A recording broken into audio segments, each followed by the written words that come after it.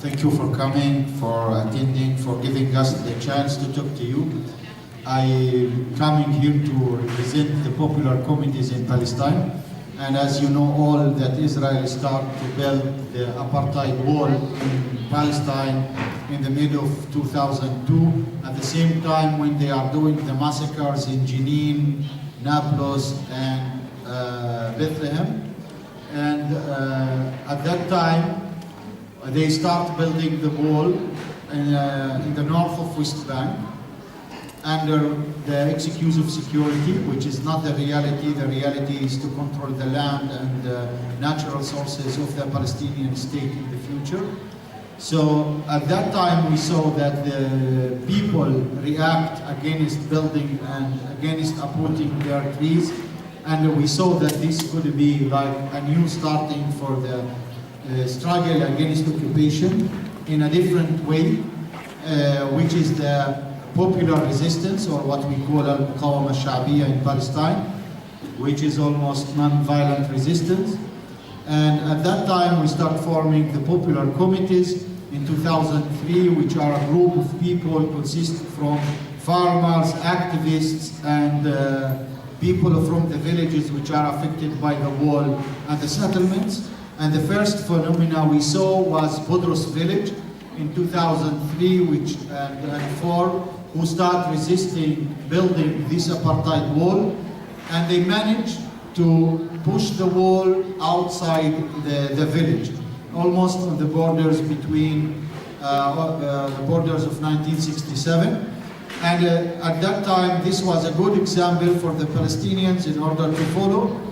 And we saw that each village, the wall is passing through, have the same initiative in order to form a popular committee in the northwest of Jerusalem, and then Bil'in, Ma'sara, and other villages.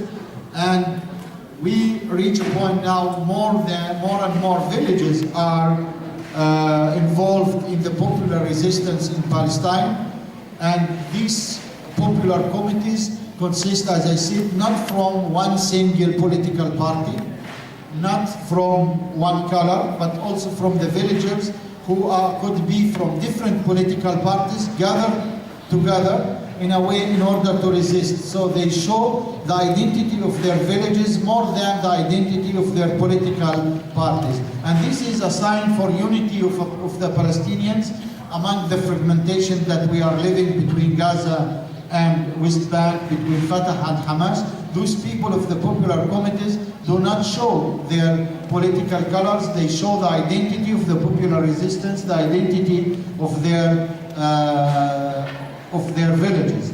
Another thing which is important about the popular committees is that they are responsible of organizing the non-violent direct action against occupation, against building the apartheid wall, against the settlements, controlling the water resources. So you can see villages who are fighting against the wall, and you can see villages who are fighting against the water resources, and you can see villages who are fighting against settlers. So in Hebron, the story is different. The Youth Against Settlers are a committee there against the violations of settlers in the old city of Hebron. In Nabi Saleh, you can see the people fighting against the water resources, that the settlers are controlling the water spring which is in the village. In Bil'in, Ma'sara, and Yanin, you find the people are fighting against the apartheid wall. And in other areas like South Hebron Hills, the people are fighting for their existence, and in the Jordan Valley also, where people are not allowed to do anything. Even to be on the ground, it's not allowed for them.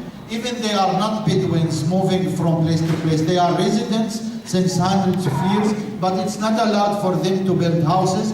While on the other side, you can see the installation of the settlements just in front of the caves of the people who are living in it. So the popular committees decide to start campaigns against these phases of repression against them in Jordan Valley and in the South Hebron Hills.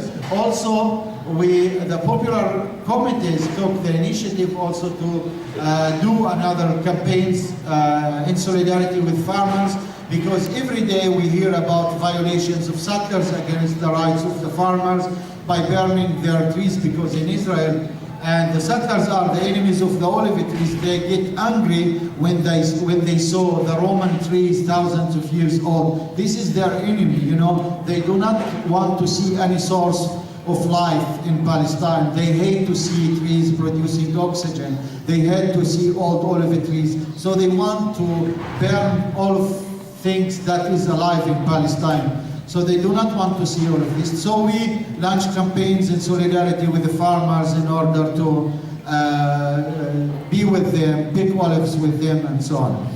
So mainly this is the activities that the popular resistance is doing.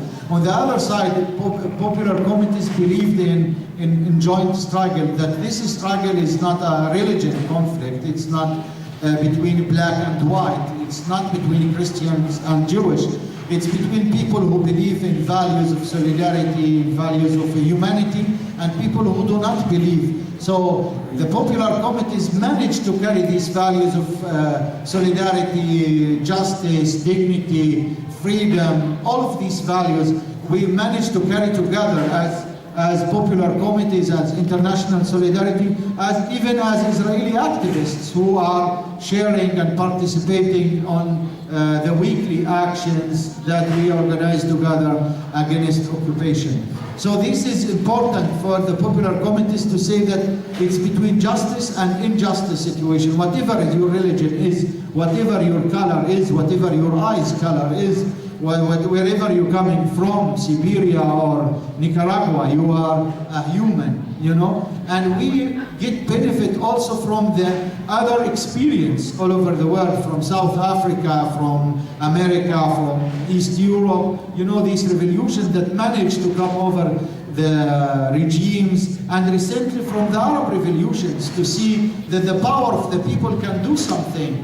When you are talking about Mubarak, who ex-Mubarak now. So the power of the people is important to come together in order to come against the occupation. So imagine one day we have 1 million demonstrators coming to Jerusalem from different directions, even from abroad, in order to come to Jerusalem. So what Israel is going to do is to kill 1 million people. So this is why it is important to have the international solidarity.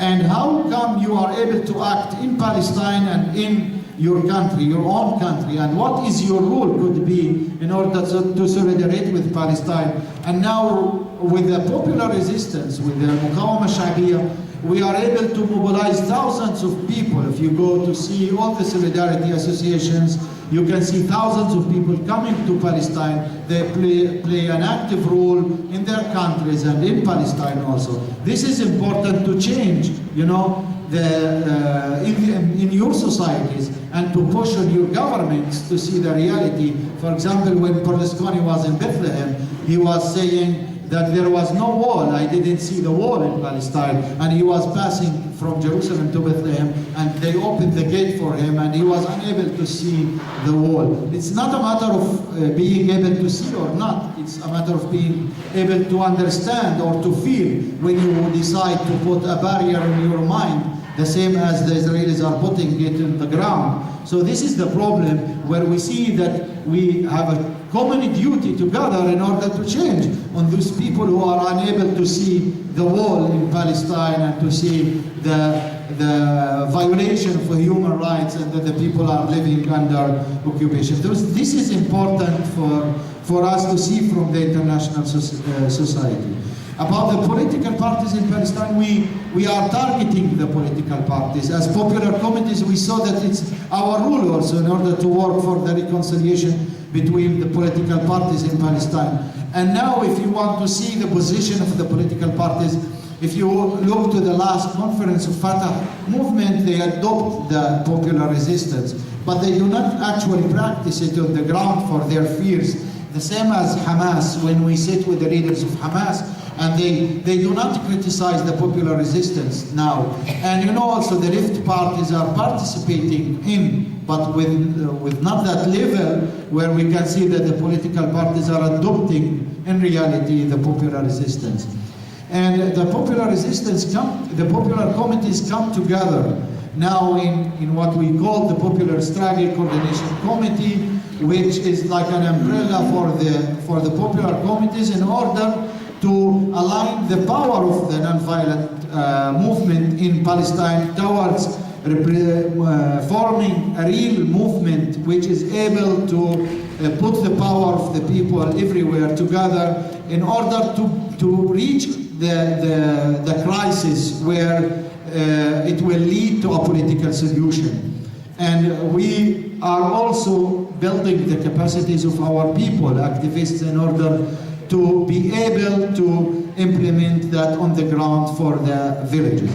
We are able now to mobilize more than 15 villages. We are able to attract media. We are able to reach places where we can change the opinion of the international communities towards the popular resistance. We would like to see all of you in Palestine solidarizing from a political point of view, not from a humanitarian point of view, in a way that you are against occupation, saying that clearly, coming back to changing your society in order to find a pressure on your governments to change their policies toward Palestine. And I hope that one day, and it will come soon, that all the people will come together the strategy of the popular resistance in Palestine, the same as the Egyptian did or the Tunisian did, in order to end this occupation. And thank you very much.